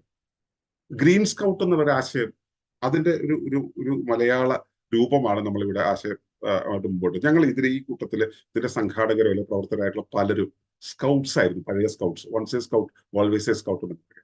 അതുപോലെ പ്രകൃതിക്ക് വേണ്ടി, പരിസ്ഥിതിക്ക് വേണ്ടി സന്നദ്ധ പ്രവർത്തകരാകുന്ന ഒരു മനോതലം കുഞ്ഞുങ്ങളിൽ ഉണ്ടാക്കിയെടുക്കുക എന്നുള്ളത് നമ്മൾ ഉദ്ദേശിക്കുന്നത്. അപ്പോൾ ഈ 12 ക്ലാസ്സുകൾ കഴിഞ്ഞിട്ട് പിന്നെ 2 ദിവസം നമ്മൾ നമ്മുടെ ഇക്കോ വില്ലേജ് വെച്ച് ഒരു സഹവാസം നടത്തും. വളരെ സിമ്പിൾ ആയിട്ട് എങ്ങനെ ജീവിക്കാം എന്നുള്ളത് കുഞ്ഞുങ്ങൾക്ക് കാണിച്ചു കൊടുക്കുന്ന, പ്രകൃതിയുമായി ഇണങ്ങി എങ്ങനെ ജീവിക്കാം, പുഴയിൽ എങ്ങനെ നീന്താം, അതൊക്കെ നമ്മൾ പരിശീലിക്കാനുള്ള ഒരു അവസരം. ഇത് 2 മാസം കൂടുമ്പോൾ ഈ സഹവാസങ്ങളുണ്ട്. താല്പര്യമുള്ളവർക്ക് വീണ്ടും വീണ്ടും വരാം, പലരും വരാറുണ്ട്. അങ്ങനെ വന്ന് കുട്ടികൾക്ക് പ്രകൃതി എന്നുള്ളത് ഒരു മഹാസംവിധാനമാണ്. ആ സംവിധാനത്തിന്റെ അകത്തെ ഒരു കോശമാണെന്ന് ഞാനെന്നും, പ്രകൃതിയുടെ, ഭൂമിയുടെ മുഴുവൻ നിയമങ്ങൾക്കനുസരിച്ച് മാത്രമാണ് ഞാൻ ജീവിക്കുന്നത് എന്നും, ആ നിയമങ്ങളെ ഞാൻ പാലിച്ചാൽ എന്റെ ജീവിതത്തിലെ സർവ്വ പ്രശ്നങ്ങൾക്കും പരിഹാരം അവിടെ ഉണ്ടെന്നുള്ള തിരിച്ചറിവ് അവന് നൽകുന്ന കോൺഫിഡൻസ്, ആത്മവിശ്വാസം എന്ന് പറയുന്നത് വളരെ വലുതായിരിക്കും. നാളെ നിങ്ങൾ തെറ്റിപ്പോകും. ഈ കുഞ്ഞുങ്ങള് ലോകത്ത് ജീവിക്കേണ്ടവരാണ്. ഈ നൽകുന്ന ഉത്തരം, പ്രകൃതി എന്റെ എല്ലാ ചോദ്യങ്ങൾക്കും ഉത്തരം നൽകുന്നതാണെന്നും, പ്രകൃതി ഒരു മഹാഗർഭപാത്രമായിട്ട് എന്നെ എങ്ങനെ പൊതിഞ്ഞിരിക്കുകയാണെന്നുള്ള അറിവ് കുഞ്ഞുങ്ങൾക്ക് ഉണ്ടായാൽ ആ ഒറ്റ അറിവ് മതി അവന്റെ ജീവിതം മുഴുവൻ അവന്റെ തലയുയർത്തി ധൈര്യമായി ജീവിച്ചു. അവൻ എന്നും ഒരു ഊന്നുവടിയായിട്ട് അവന്റെ അമ്മ പ്രകൃതി കൂടെ ഉണ്ടാവും. ആ അറിവ് നൽകലാണ് നമ്മൾ ഉദ്ദേശിക്കുന്നത്. അതിലേക്ക് എത്തിക്കാനുള്ള ആദ്യ ചുവടുകളാണ് ഈ 12 ക്ലാസ്സുകൾ. അപ്പൊ ആ ക്ലാസ്സുകളുടെ സമയത്തിന്റെ കാര്യമൊക്കെ നമ്മളൊന്നുകൂടെ ചർച്ച ചെയ്യേണ്ടതുണ്ട്. നമുക്ക് ഗ്രൂപ്പിൽ ചർച്ച ചെയ്യാം. ഇവിടെ അതിന് സമയം മതിയാകുമോ എന്നറിയില്ല. ഇപ്പൊ തന്നെ 8:45. അപ്പോൾ നമുക്ക് നമ്മൾ ഉദ്ദേശിച്ചിരുന്നത് LP വിഭാഗത്തിലും UP വിഭാഗത്തിലും ഹൈസ്കൂൾ വിഭാഗത്തിലായിട്ട് മൂന്ന് വിഭാഗം ക്ലാസ്സുകളും, പിന്നെ അത് ചൊവ്വ, ബുധൻ, വ്യാഴം, വെള്ളി ദിവസങ്ങളിലാകാമെന്നുമാണ്. പക്ഷെ പലരുടെയും ആയിട്ടുള്ള കമ്മ്യൂണിക്കേഷനിൽ നമുക്ക് മനസ്സിലാവുന്നു അത് അങ്ങനെ സാധ്യമാവുമെന്ന്. അതുകൊണ്ട് 2 കൂട്ടങ്ങളായിട്ട് തിരിച്ചിട്ട് 2 ദിവസങ്ങളിലായിട്ട് നടത്താൻ ആയിരിക്കും സാധിക്കുക. പിന്നെ നമ്മൾ ഇതിനൊരു ഫീസ് വെച്ചിട്ടുണ്ട്, 1500 രൂപ ഫീസ് വെച്ചിട്ടുണ്ട്. കാരണം ഇതിന് മൂല്യമുണ്ട് എന്നുള്ളതും, പിന്നെ ഞങ്ങളുടെ ഇക്കോ വില്ലേജിന്റെ പ്രവർത്തനത്തിന് നമുക്ക് പണം ആവശ്യമുണ്ട് എന്നുള്ളതും കൊണ്ടാണ് നമ്മൾ അങ്ങനെ ചെയ്യുന്നത്. അപ്പോൾ അത് പറഞ്ഞപ്പോൾ പലർക്കും ചെറിയൊരു വിഷമം. പണം തന്നിട്ടാണോ എന്ന് ചിലർക്ക്, പിന്നെ അയ്യോ അത്രയും തരാൻ ഇല്ലല്ലോ എന്ന് ചിലർക്ക്. ഒളിമ്പസിന്റെ എല്ലാ പരിപാടികളിലും എങ്ങനെയാണ്, ഫീസ് ഇത്രയാണ്, ഉണ്ടെങ്കിൽ തരാം, ഇല്ലെങ്കിലും വരാം എന്നുള്ളതാണ്. മൂല്യം മനസ്സിലാകുന്നവർ തരും, മൂല്യം മനസ്സിലാക്കാത്തവർ തരില്ല. പിന്നെ മൂല്യം മനസ്സിലാക്കി ഒന്നും തരാനില്ലാത്തവർ വരും. ഒന്നുമില്ലെങ്കിലും, എന്റെ അച്ഛൻ കഴിഞ്ഞ മാസം മരിച്ചു, പലരും വന്നു. അത് ആ മൂല്യം കൊണ്ടാണ്. അവർക്ക് ഫീസ് തരാനില്ലാതിരുന്ന കാലത്ത് അവർക്ക് ഫീസ് തരാനില്ലായിരുന്നു. പക്ഷെ ഞാൻ ഒറ്റയ്ക്ക്, അല്ലെങ്കിൽ ഞാൻ ഒരു വിഷമത്തിലേക്ക് പോയപ്പോൾ ഇവരെന്റെ കൂടെ വന്നു നിന്നു. ഈ വരവ്, ഈ ബന്ധുത്വം, ഇതാണ് നമ്മൾ ഉണ്ടാക്കുന്നത്. ബന്ധുത്വം ഉണ്ടാക്കാൻ താല്പര്യമുള്ളവർക്ക് അങ്ങനെ ബന്ധുവായിട്ട് ഇതിലൂടെ പോവാം. അപ്പൊ പണം തരാനുള്ളവർക്ക് തരാം, ഇല്ലാത്തവർ തരില്ല. ഇല്ലാത്തത് കൊണ്ടേ തരാതിരിക്കാവൂ. തരില്ല എന്നുള്ള കാരണം കൊണ്ടാണെങ്കിൽ നിങ്ങൾ വരാതിരിക്കുക, അതായിരിക്കും നല്ലത്. ഇല്ല എന്നുള്ളത് കൊണ്ടാണെങ്കിൽ തരിക, അല്ല ഇല്ല എന്നുള്ളത് കൊണ്ടാണെങ്കിൽ തരാതിരിക്കുക, ഉണ്ടെങ്കിൽ തരിക തന്നെ ചെയ്യുക. കാരണം ഇവിടെ പണം ആവശ്യമുണ്ട്. നമുക്ക് ഇക്കോ വില്ലേജ് ആക്ടിവിറ്റീസിന് ഇഷ്ടം പോലെ പണം ആവശ്യം. അപ്പോ പണത്തിന്റെ കാര്യം അങ്ങനെ, സമയത്തിന്റെ കാര്യം ഇങ്ങനെ. പിന്നെ ക്ലാസ്സുകൾക്ക് നിങ്ങൾ ആ രേഖയിൽ വായിച്ചിട്ടുണ്ടാവും, നമ്മൾ കുറച്ച് മെറ്റീരിയൽസ് വേണം. 2 നോട്ട് പുസ്തകം, പേന, പെൻസില്, പിന്നെ ഒരു പാക്കറ്റ് നാടൻ വിത്തുകൾ, ഒരു വൃക്ഷസസ്യമൊക്കെ മിക്കവാറും സ്കൂളിൽ നിന്നൊക്കെ കിട്ടിയിട്ടുണ്ടാവും ഇപ്പോൾ. അപ്പൊ ഇങ്ങനെയുള്ളതൊക്കെ, ഇത് അടുത്ത പരിസ്ഥിതി ദിനത്തിൽ അതേ സ്ഥലത്ത് നടാനായിരിക്കരുത് കേട്ടോ ആ ചെടി. ആ ചെടിയെ വളർത്തി വലുതാക്കിയ ഒരു വാമരമാക്കി മാറ്റാനുള്ള ഒരു കാര്യത്തിനായിരിക്കും. അപ്പൊ അങ്ങനെയുള്ള കുറെ പ്രോസസ്സുകളിലൂടെ നമുക്ക് കൊണ്ടുപോകാം. അപ്പോ ഈ ഒരു പ്രോസസ്സിലേക്ക്, ഒരു പ്രക്രിയയിലേക്ക് ഭാഗമാകാൻ നിങ്ങളെല്ലാവരും ക്ഷണിക്കുകയാണ്. ഞാനതിന്റെ ഒരുപാട് വിശദാംശങ്ങളിലേക്ക് ഇപ്പൊ പോകുന്നില്ല. ഭൂമി എന്നുള്ള ആശയത്തെ ആധാരമാക്കിയിട്ടുള്ള 12 ടോപ്പിക്കുകളാണ് ഇവിടെ വരുന്നത്. പേര് പറയുമ്പോൾ വളരെ എളുപ്പമായിരിക്കും, പക്ഷെ അതിന്റെ സിദ്ധാന്തങ്ങളിലേക്ക് പോണ സമയത്ത് വളരെ ടഫായിട്ടുള്ള അല്ലെങ്കിൽ വളരെ ഗാഠമായിട്ടുള്ള കാര്യങ്ങളായിരിക്കും അതിനകത്ത് ഉണ്ടാവുക. നമുക്ക് അതുപോലെ കുട്ടികൾക്ക് അവതരിപ്പിക്കാൻ കഴിയില്ല. കുട്ടികളോട് കഥകളിലൂടെയും കുറച്ച് കവിതകളിലൂടെയും പാട്ടുകളിലൂടെയും ചില നിർദ്ദേശങ്ങളിലൂടെയൊക്കെ നമ്മൾ കാര്യങ്ങളെ അവതരിപ്പിക്കുക. അപ്പൊ ആ രീതിയിൽ അവതരിപ്പിക്കുന്ന 12 വിഷയങ്ങളാണ്. അതിൽ ആദ്യത്തെ വിഷയം ജീവനുള്ള ഭൂമി എന്നതാണ്. ജീവനുള്ള ഭൂമി. അതിനുശേഷം വരുന്ന കൂടായ ഭൂമി. അങ്ങനെ 12 വിഷയങ്ങളാണ് ഇവിടെ നമ്മൾ പ്രതിപാദിക്കുന്നത്. അതിനെക്കുറിച്ച് നമുക്ക് പിന്നീട് ചർച്ച ചെയ്യാം. അപ്പോൾ ഞാൻ ഇവിടെ ഈ അവതരണം അവസാനിപ്പിക്കുകയാണ്. നമ്മൾ ചെയ്യേണ്ടത് ഇനി എന്താണ് നിങ്ങൾക്ക് ഇതിൽ നിന്ന് മനസ്സിലായത്, എന്താണ് നിങ്ങൾക്ക് അറിയേണ്ടത് ഈ കാര്യങ്ങളിലേക്ക് എന്നുള്ളത് നമുക്ക് സംസാരിച്ച് തുടങ്ങാം. എന്നിട്ട് നമുക്ക് എന്ന് ക്ലാസ് വേണം, നിങ്ങളുടെ കുട്ടികളെ ഏത് ക്ലാസ്സിലാണ്, എപ്പോഴൊക്കെയാണ് എന്നുള്ള കാര്യങ്ങൾ ഒന്ന് സംസാരിച്ചിട്ട് അതിനനുസരിച്ച് നിങ്ങൾക്ക് കാര്യങ്ങളിലേക്ക് പോകാം. നിങ്ങളുടെ സംശയങ്ങൾ ആദ്യം ചോദിക്കുക. ക്ലാസ്സിനെ കുറിച്ചോ അല്ലെങ്കിൽ വിഷയത്തെക്കുറിച്ചോ ഞങ്ങളെ കുറിച്ചോ ഉള്ള സംശയങ്ങൾ ആദ്യം ചോദിക്കുക. അതിനുശേഷം ക്ലാസ്സുകളുടെ ഒരു അവസ്ഥയിലേക്ക് പോവുക. ഒരു കാര്യം ഓർക്കുക, ക്ലാസ്സിൽ പങ്കെടുക്കാൻ തുടങ്ങുന്നവര് അത് മുഴുവനായിട്ടും കംപ്ലീറ്റ് ചെയ്യാൻ ശ്രമിക്കുക. മുഴുവൻ ആയിട്ടും കംപ്ലീറ്റ് ചെയ്യുന്ന ആളുകൾക്ക്, സഹവാസത്തിൽ പങ്കെടുക്കുകയും കൂടെ ചെയ്യുന്ന ആളുകൾക്ക് നമ്മൾ സർട്ടിഫിക്കറ്റ് കൊടുക്കുന്നുണ്ട്. Green Rose Foundation Centre for Deep ഇക്കോളജിയുടെ വക എർത്ത് ചൈൽഡ് എന്ന് പറയുന്ന സർട്ടിഫിക്കറ്റ് നമ്മൾ കൊടുക്കുന്നുണ്ട്. അപ്പൊ ഈ സർട്ടിഫിക്കറ്റ് കിട്ടണമെങ്കിൽ നിങ്ങൾ ഈ ക്ലാസ്സുകളിൽ മുഴുവൻ പങ്കെടുക്കണം. ഇതൊരു കളി രൂപത്തിലാണ് നമ്മൾ ചെയ്യുന്നതെങ്കിൽ ഇത് കളിയായിട്ട് എടുക്കാതിരിക്കുക. കുട്ടികൾ കളിയായിട്ട് എടുത്തോട്ടെ, രക്ഷിതാക്കൾ ഇത് കളിയായിട്ട് എടുക്കാതിരിക്കുക. അവർ സീരിയസ് ആയിട്ട് ഇതിനെ എടുക്കുക. ഓക്കെ, അപ്പൊ നമുക്കിനി നമ്മുടെ ചോദ്യോത്തരയിലേക്ക് പോകാം. ഞാനും പൊന്നിയും വർഗീസേട്ടനും ഒക്കെ ഇതിന് മറുപടി പറയും. അപ്പോൾ നിങ്ങളുടെ ചോദ്യങ്ങൾ തുടങ്ങിക്കോളൂ. എന്താണ് നിങ്ങൾക്ക് ഇപ്പൊ മനസ്സിലായത്? എന്തെങ്കിലും കാര്യങ്ങൾ അറിയാൻ പ്ലീസ്.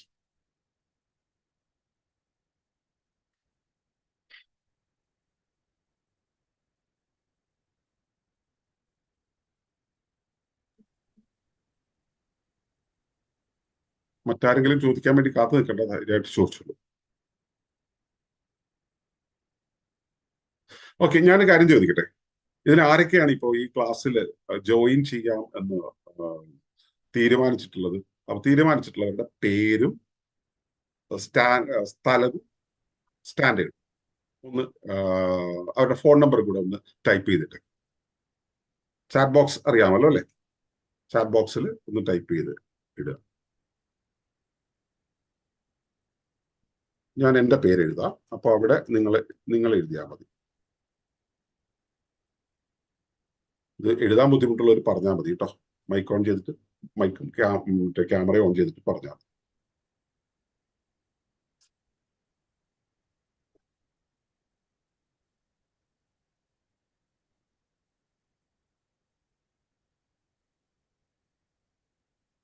ആരും ഒന്നും പ്രതികരിക്കുന്നില്ലല്ലോ. Princy Prakash, Mithun Jojo, Jisha, P K Saji, Nikhita, Kaniraj, Agrim Raj. Okay, എത്രാം ക്ലാസ് ആണെന്ന് പറഞ്ഞിട്ടാണോ? ഹനീൻ പെരിന്തൽമണ്ണ. അത് ഹനീൻ ഒഴിച്ചുകൂടാൻ പറ്റാത്തൊരു സംഭവമാണ്. 1 വയസ്സാകുന്നതിന് മുമ്പ് മുതൽ നമ്മുടെ സഹവാസങ്ങളിലെ സ്ഥിരം പരിപാടി പാർട്ടിയാണ്. കുട്ടികളുടെ ഭൂമിയിൽ നിറഞ്ഞു നിൽക്കുന്ന ആളാണ് ഹനീന്. ഓക്കെ, അഗ്രിമേ രാജാണോ അഗ്രിം രാജ? ആര്യ. ഓക്കെ, നമ്പർ ഇടുന്നില്ല. നമ്പറും കൂടെ ഇടണം കേട്ടോ.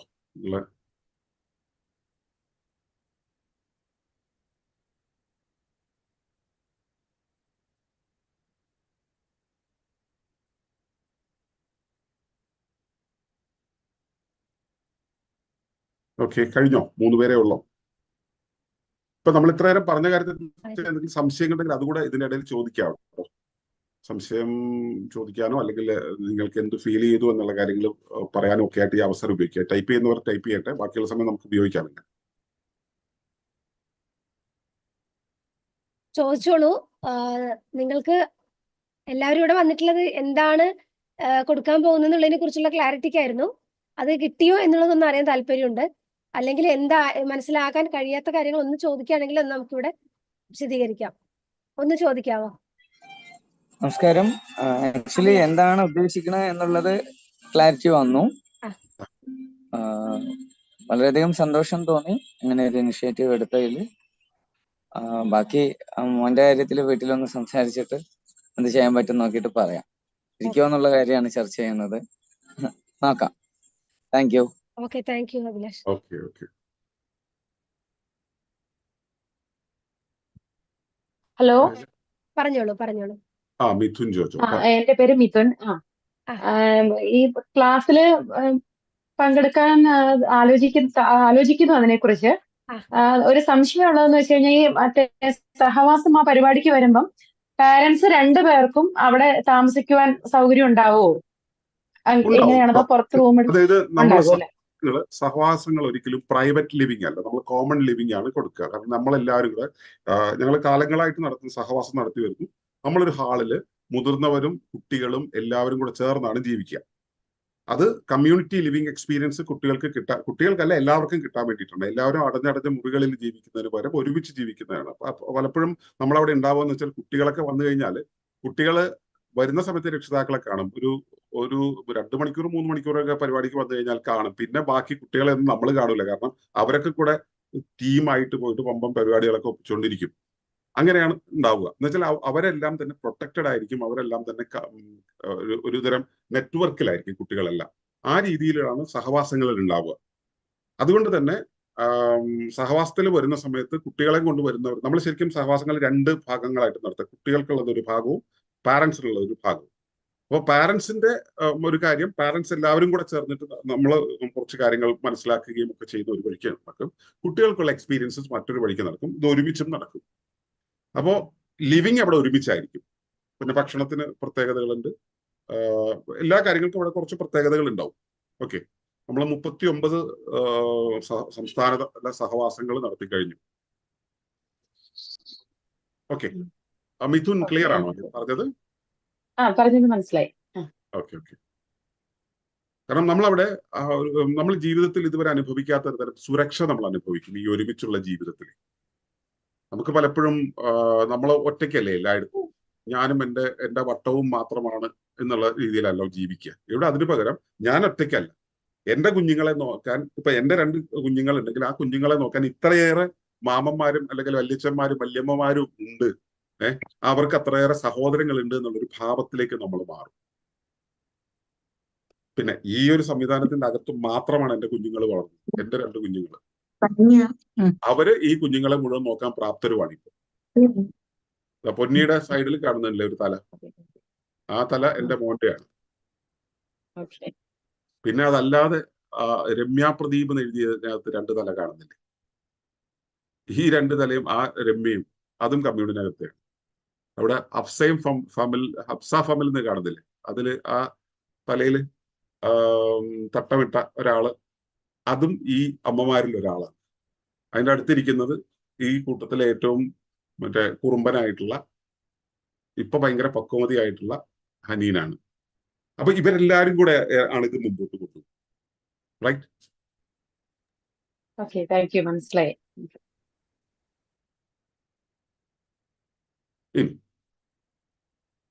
ശ്രീ കനിരാജിന് എന്തെങ്കിലും പറയാനുണ്ടോ? മൈക്കൊന്ന് ഓൺ ചെയ്തൊന്ന് പറയൂ. നിങ്ങൾക്ക് ഇത് കേട്ടപ്പോൾ എന്താണ് തോന്നിയത്? സന്തോഷം. ഏകദേശം ഒരു രൂപരേഖ കിട്ടി. സബ്ജക്റ്റ് എന്താണെന്നും അതിന്റെ പോസിറ്റീവ് സൈഡ് കാര്യങ്ങളൊക്കെ ഏകദേശം ഒരു ധാരണയുണ്ട്. എന്തായാലും ഇനിഷ്യേറ്റീവ് നല്ലൊരു ഇനിഷ്യേറ്റീവാണ്. നേരത്തെ പലപ്പോഴും കേട്ടിരുന്നു നിങ്ങളുടെ ആക്ടിവിറ്റീസിനെ കുറിച്ച് പല നാച്ചുറൽ ഗ്രൂപ്പുകളിലും. പക്ഷെ അങ്ങനെ പങ്കെടുക്കാൻ പറ്റിയതിൽ സന്തോഷമുണ്ട്. സാധിക്കുമെങ്കിൽ 1-2 കുട്ടികളുടെ കൂടി ആഡ് ചെയ്യാൻ ശ്രമിക്കാം. ആകട്ടെ, താങ്ക് യു. ഓക്കെ. പിന്നെ ഞാൻ പറയാൻ വിട്ടുപോയ ഒരു കാര്യം എന്ന് പറയുന്നത്, നമ്മൾ കുട്ടികൾക്ക് വേണ്ടി പരിപാടി നടത്തുമ്പോൾ ഒരു പാരലലി പാരന്റ്സിന് വേണ്ടി ഒരു പരിപാടി കൂടെ നമ്മൾ ഒരു മാസത്തിൽ ഒരു തവണ നമ്മൾ സംഘടിപ്പിക്കുന്നുണ്ട്. എന്തായി എങ്ങനെയൊക്കെ പോകുന്നു എന്നുള്ളത്. പിന്നെ ഈ കുട്ടികൾ എന്ന് പറയുന്നത് കുറുമ്പന്മാരായിരിക്കും അല്ലെങ്കിൽ കുറുമ്പികളായിരിക്കും. ഇവരൊപ്പിക്കുന്ന പരിപാടികളുടെ ഒപ്പം പോകാൻ ചിലപ്പോ ഈ നമ്മളെ പോലുള്ള ആളുകൾക്ക് ചിലപ്പോൾ കഴിഞ്ഞു എന്ന് വരില്ല. അപ്പൊ ചില വിഷമവൃത്തങ്ങളൊക്കെ ഉണ്ടാവും.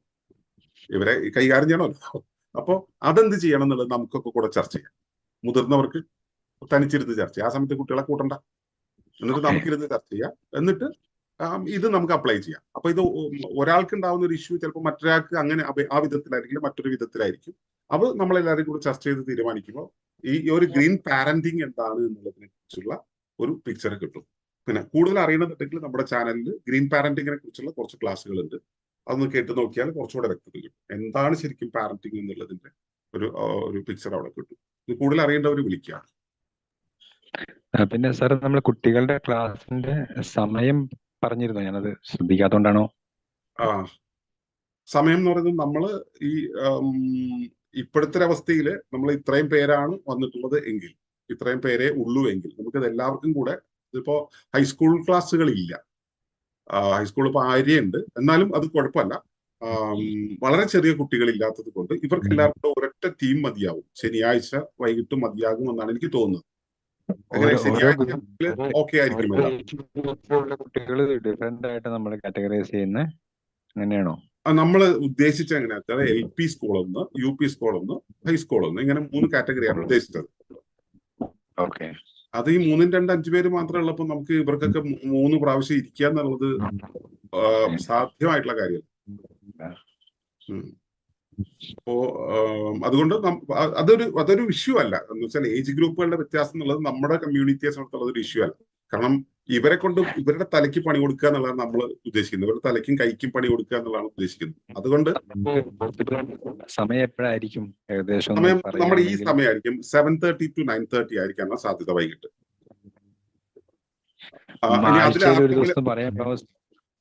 ശനിയാഴ്ച സൺഡേ ആയിരിക്കും 7:30 to 9:30 ആണ് നമ്മൾ ഉദ്ദേശിക്കുന്നത്. ഇപ്പോൾ മാറ്റം വേണമെങ്കിൽ നമ്മൾ ചർച്ച ചെയ്ത് തീരുമാനിക്കും. Okay, thank you. ഈ സമയം കൺവീനിയന്റ് ആയിരിക്കുമെന്ന് കരുതുന്നു എല്ലാവർക്കും. ഇനി അഥവാ മാറ്റം വേണമെന്നുണ്ടെങ്കിൽ എല്ലാവരും അത് ബുദ്ധിമുട്ടുള്ളവർ പറയാ. അപ്പോ നമുക്ക് അന്ന് ചർച്ച ചെയ്ത് എടുക്കേണ്ടി വരും. ഓക്കെ, എത്ര വയസ്സ് വരെ സ്റ്റാർട്ടിങ് കുട്ടികൾ നമ്മുടെ കൂടെ? 2 വയസ്സ് മുതൽ നമ്മളിപ്പോ 1ാം ക്ലാസ് മുതൽ എന്നുള്ളതാണ് നമ്മൾ ഇപ്പോൾ ഉദ്ദേശിക്കുന്നത്. 1ാം ക്ലാസ് മുതൽ 10ാം ക്ലാസ് വരെയാണ് നമ്മൾ ഇപ്പോൾ ഉദ്ദേശിക്കുന്നത്. നമ്മുടെ കമ്മ്യൂണിറ്റിയായിട്ട് ബന്ധപ്പെട്ട് വരുന്ന സമയത്ത് അതിപ്പോ ഈ കുട്ടികളുടെ ഭൂമി എന്നുള്ള ആ ഒരു കോൺസെപ്റ്റിലല്ല. ഒളിമ്പസിന്റെ ഒരു കമ്മ്യൂണിറ്റിയുടെ കാര്യത്തിൽ പ്രായമൊന്നുമില്ല. അത് 1 വയസ്സ് മുതൽ 90 വയസ്സുള്ളവര് ഇതിനകത്ത് വരാറുണ്ട്. ഭാഗമായി പരിപാടിയുടെ കാര്യമാണ് ചോദിച്ചത്. അല്ല, അത് മനസ്സിലായി. അതാ പറഞ്ഞത്. അത് 1ാം ക്ലാസ് മുതൽ 10ാം ക്ലാസ് വരെയാണ് നമ്മൾ ഉദ്ദേശിച്ചിട്ടുള്ളത് ഈ പ്രോഗ്രാമിന്. ഇനി ഒരാള് 4 വയസ്സേ ആയിട്ടുള്ളൂ, അവരെ നമുക്ക് കൂടെ കൂട്ടാം. പക്ഷെ രക്ഷിതാക്കൾ അതിന്റെ ഇനീഷ്യേറ്റീവ് എടുക്കേണ്ടി വരും. നമുക്ക് എല്ലാ കാര്യങ്ങളും അവിടെ വന്ന് ചെയ്തു തരാൻ കഴിയില്ലല്ലോ. അതുകൊണ്ട് രക്ഷിതാക്കൾ അതിന്റെ ഒരു ലോഡ് എടുക്കേണ്ടി വരും. മുതിർന്ന കുട്ടികളാകുമ്പോൾ കുറച്ച് നമ്മൾക്ക് അവരോട് നേരിട്ട് സംവദിക്കാൻ പറ്റും. ചെറിയ ചെറിയ കുട്ടികളാകും തോറും രക്ഷിതാക്കളുടെ ഇടപെടൽ കൂടുതൽ വേണ്ടി. ഈ ചെറിയ പിള്ളേരെ ഹാൻഡിൽ ചെയ്യാൻ നല്ല പണിയാണ്.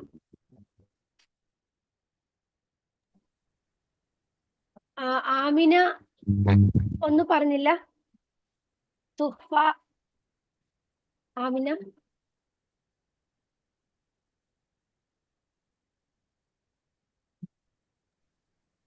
ഞാൻ ഇങ്ങനത്തെ ഒരു പരിപാടിയിൽ ആദ്യമായിട്ടാണ് പങ്കെടുക്കുന്നത്.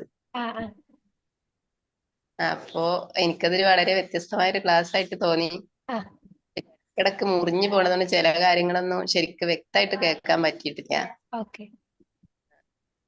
പിന്നെ ബാക്കിയൊക്കെ അവിടുന്ന് അങ്ങോട്ടുള്ളതൊക്കെ ആലോചിച്ചിട്ട് തീരുമാനിക്കേണ്ടി വരും. കാരണം ഇവര് എത്രമാത്രം സഹകരിക്കണുണ്ട് നമുക്ക് ഇപ്പൊ നിങ്ങൾ പറഞ്ഞ പോലെ തന്നെ പറയാൻ പറ്റൂല.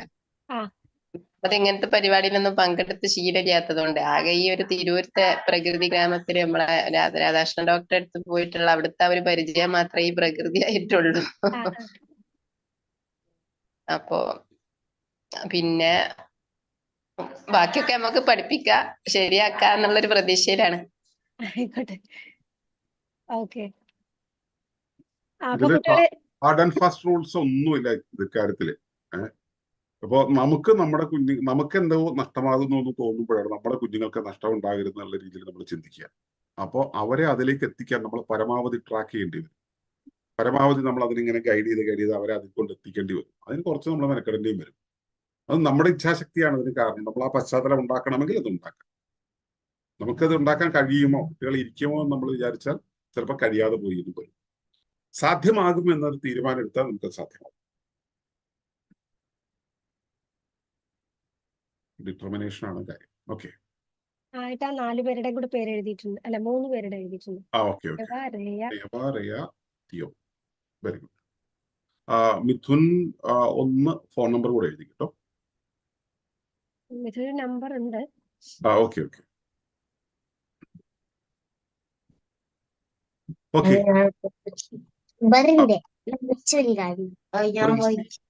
പ്രിൻസി പറയൂ. ഞാൻ ഇതുപോലത്തെ ഒരു ക്ലാസ്സിൽ ഇങ്ങനെ ഒരു ആദ്യമായിട്ടാ പങ്കെടുത്ത്. അപ്പോ കേട്ടപ്പോ ഇതിന്റെ കാര്യങ്ങളൊക്കെ ഒരുവിധം മനസ്സിലായിട്ടുണ്ട്.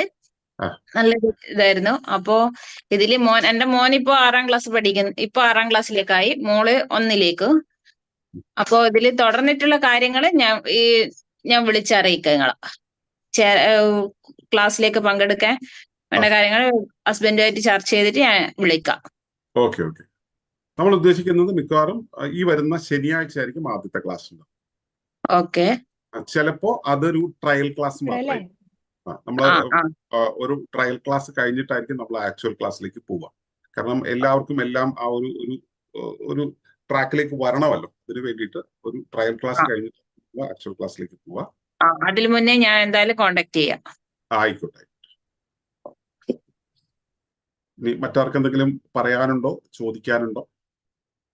സജി, PK സജി, ഒന്ന് പറയാമോ? അതുപോലെ നിഖിത. പറയൂ സജി പറഞ്ഞു. സാർ നമസ്കാരം. നമസ്കാരം. ക്ലാസ്സുകൾ ഏതായാലും തുടർന്നുള്ളത് ക്ലാസ്സുകളിൽ ഉണ്ടാവും. ഓക്കെ. സജി കുട്ടികൾ ആരെങ്കിലും ഉണ്ടോ, അതിന് ജോയിൻ ചെയ്യുന്നുണ്ടോ? കുട്ടിയാണ് ഇത്ര നേരം ക്ലാസ്സിൽ ഉണ്ടായിരുന്നാണ്. കാർത്തിക, 7ാം ക്ലാസ്. കാർത്തിക സജി.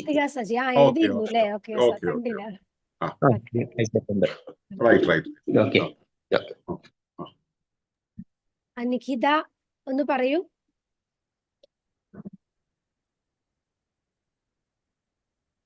നിഖിത പറയുന്നില്ല. ബാക്കി എല്ലാവരും എഴുതിയവരാണ്. പിന്നെ ഇതിൽ പരിപാടിയിൽ ഇന്ന് പങ്കെടുക്കാൻ പറ്റില്ല എന്ന് പറഞ്ഞ 1-2 പേരുണ്ടായിരുന്നു. അപ്പോ ഇതിനോടൊപ്പം അവരും ഉണ്ടാവും.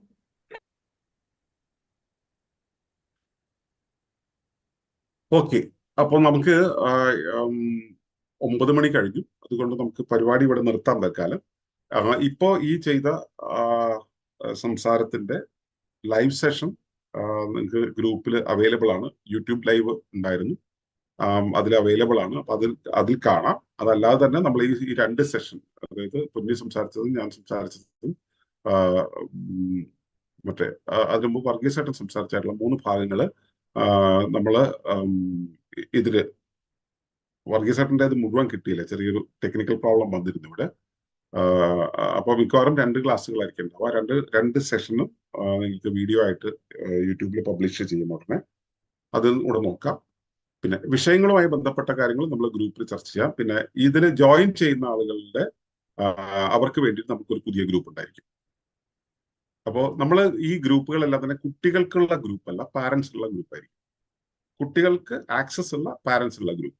കുട്ടികൾക്ക് വേറെ ഫോൺ ഉണ്ടെങ്കിൽ ആ ഫോണും ആഡ് ചെയ്യാം, പക്ഷെ പാരന്റ്സ് അതിനകത്ത് ഉണ്ടായിരിക്കും. വിതൗട്ട് പാരന്റ്സ് നമുക്കിത് കൈകാര്യം ചെയ്യാൻ കഴിയില്ല. ഓക്കെ.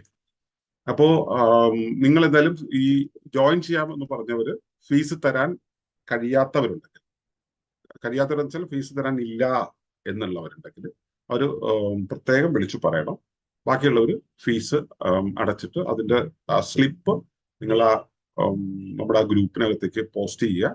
നിങ്ങളെ ഇതിന്റെ ട്രെയിനിങ് ഗ്രൂപ്പിലേക്ക് നമ്മൾ ആഡ് ചെയ്യും. പിന്നെ എന്തൊക്കെയാണ് പ്രിപ്പറേഷൻസ് വേണ്ടതെന്നുള്ള കാര്യങ്ങൾ നമ്മൾ അവിടെ അറിയിക്കും. ഓക്കെ. അപ്പൊ ഞാനും ഒരേ ഏജ് ഗ്രൂപ്പിലുള്ളവരുടെ നമ്മൾ പൊന്നിയും വർഗീസേട്ടനും ആയിരിക്കും ഈ സംഭവങ്ങളെ നയിച്ചു കൊണ്ടുപോവുക. പിന്നെ പൊന്നി ആയിരിക്കും ഈ സെഷൻസ് ഹാൻഡിൽ ചെയ്യുക. പൊന്നി ഈ കാര്യത്തിൽ, അത് മൂല്യവിദ്യാഭ്യാസം എന്നുള്ള കാര്യത്തിൽ ബിരുദാനന്തര പഠനം നടത്തിയ ആളാണ്. പിന്നെ deep ecology, eco psychology, eco spirituality, eco biology തുടങ്ങിയ വിഷയങ്ങൾ തുടർന്നുള്ള പഠനങ്ങൾ, ഗവേഷണങ്ങൾ നടത്തി വരുന്നു. Because foundation Centre for deep ecology assistant ഡയറക്ടറാണ് പൊന്നി. അപ്പോ പൊന്നി ആയിരിക്കും കുഞ്ഞുങ്ങളോട് സംവദിക്കുന്നത്. ഈ കാര്യങ്ങൾ ഓർഗനൈസ് ചെയ്യാൻ ഞാനും വർഗീസേട്ടനും ഉണ്ടായിരിക്കും. അപ്പൊ ഇതാണ് ഇതിന്റെ ഒരു സ്ട്രക്ചർ. ബാക്കി ഇവിടെ കുറെ വോളണ്ടിയേഴ്സ് ഒക്കെ ഉണ്ട്, അവരെയൊക്കെ നമുക്ക് വഴിയെ പരിചയപ്പെടാം. നമുക്ക് എല്ലാവർക്കും കൂടെ ഒരുമിച്ചുള്ള യാത്ര മുൻപോട്ട് പോകട്ടെ.